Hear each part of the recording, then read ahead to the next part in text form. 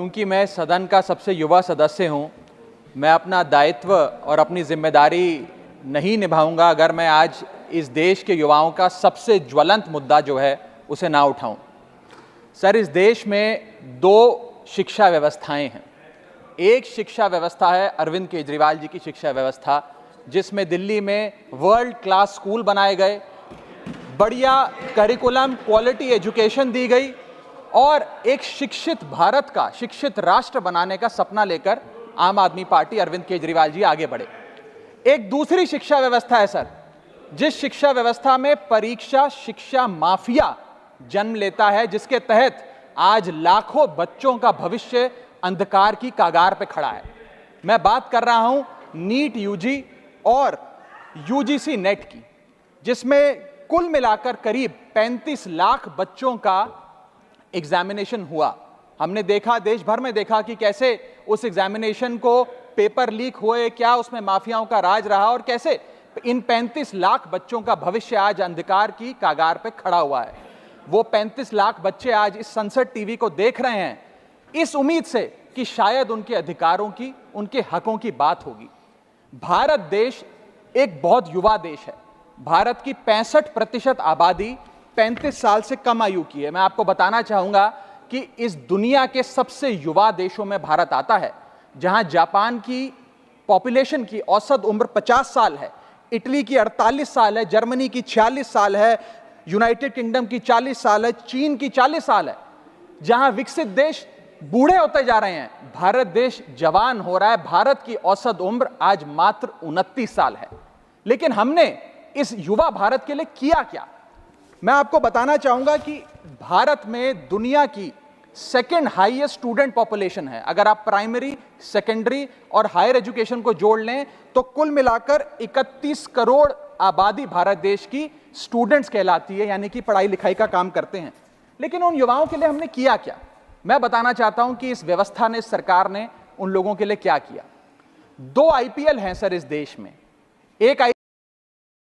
एक आईपीएल है जिसमें गेंद और बल्ले का खेल होता है, जिसे कहते हैं इंडियन प्रीमियर लीग, और दूसरा आईपीएल है जिसमें युवाओं के भविष्य के साथ खेल होता है, जो है इंडियन पेपर लीग। और आज मैं उसकी पूरी सूची लाया हूं कि कैसे युवाओं के भविष्य को सिक्योर करना तो छोड़िए, उसे बर्बाद करने का काम किया गया। और उस सूची में मैं नाम पढ़ के आपका ध्यान आकर्षित करना चाहूंगा कि क्या क्या हमने अपने देश के युवाओं को दिया है। पहला, व्यापम स्कैम। दूसरा, यूजीसी नेट पेपर लीक। तीसरा, Telangana secondary school certificate examination Hindi paper leak. Assam HSC-LC general science paper leak. Uttar Pradesh लेखपाल recruitment exam paper leak. Rajasthan forest guard recruitment exam paper leak.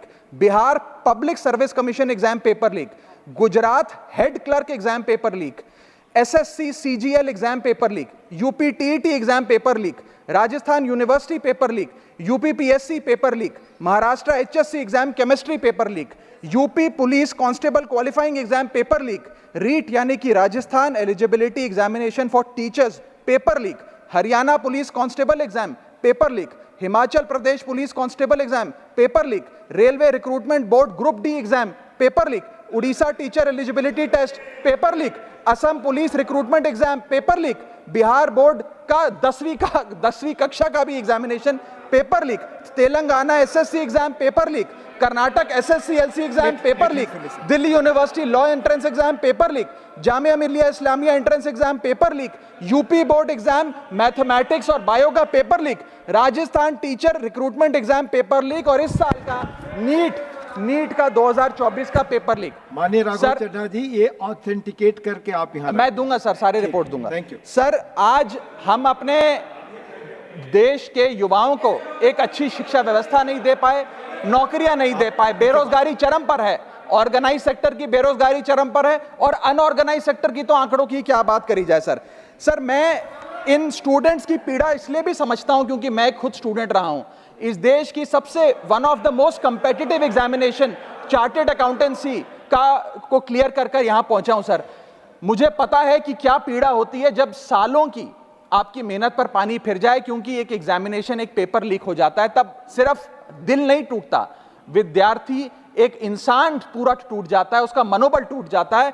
आज उस मनोबल को हमें सबको मिलकर एड्रेस करने की आवश्यकता है। और आज मैं उन युवाओं की ओर से नीट से संबंधित उन 35 लाख स्टूडेंट्स की ओर से सरकार से 5 सवाल पूछना चाहूंगा। और वो पूछने से पहले ये बताना चाहूंगा कि एनटीए, जो जिसे नेशनल टेस्टिंग एजेंसी का नाम देके जिसका गठन किया गया था कि वो युवाओं के भविष्य के लिए कुछ कारगर कदम उठाएगी, एक ट्रांसपेरेंसी से एग्जामिनेशन कराएगी, उस एनटीए का फुल फॉर्म आज नो ट्रस्ट एनीमोर हो गया है।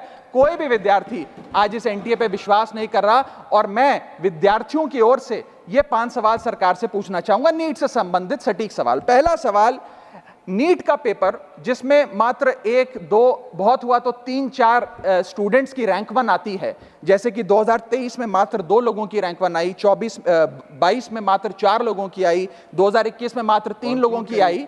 जब इतने कम स्टूडेंट्स की रैंक 1 आती है, तो इस साल 2024 के नीट के पेपर में कैसे 67 बच्चों की रैंक 1 आ गई, जबकि फैकल्टी और टीचर्स ये मानते हैं कि बहुत मुश्किल पेपर था। सर मेरी पार्टी का समय बचा हुआ है सर, प्लीज मेरे को 2-3 मिनट दे दीजिए। नहीं सर, 4 मिनट 5 मिनट भी नहीं हुए सर, वक्त दे दीजिए please. Conclude with in sir 1 minute conclude, otherwise I will move. Sir वक्त ऐसे मत दीजिए कि भीख लगे सर, वक्त ऐसे मत दीजिए कि ठीक लगे, बाकी जो आपको ठीक लगे। सर मेरा दूसरा सवाल, कैसे मैथमेटिकली इम्पॉसिबल नंबर स्टूडेंट्स के आते हैं? इस एग्जाम में या तो 720 नंबर आएंगे जिसके सारे जवाब सही हैं, और अगर एक भी गलत हो गया तो आप 715 नंबरों पे आ जाएंगे।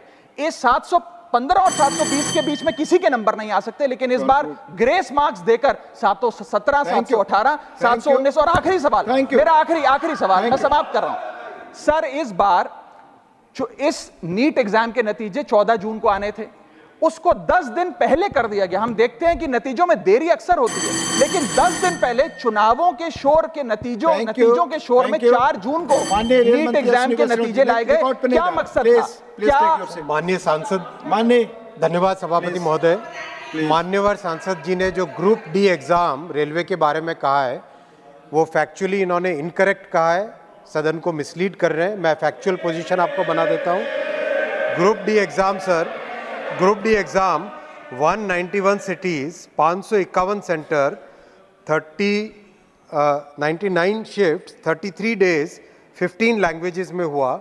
1,11,00,000 एप्लीकेंट्स ने एग्जाम दिया, और बिना कोई कहीं पर एक भी सिंगल शिकायत के टोटल रेलवे ने 1.5 लाख लोगों को अपॉइंटमेंट दिया है।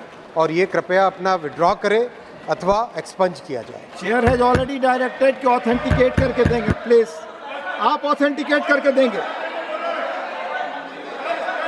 You have raised, minister has replied, no I am it's not debate sir, no debate. You have raised the point, he has clarified it, no. आप राइटिंग में दे दीजिएगा, I have already told it, authenticate please, no. माननीय रामजी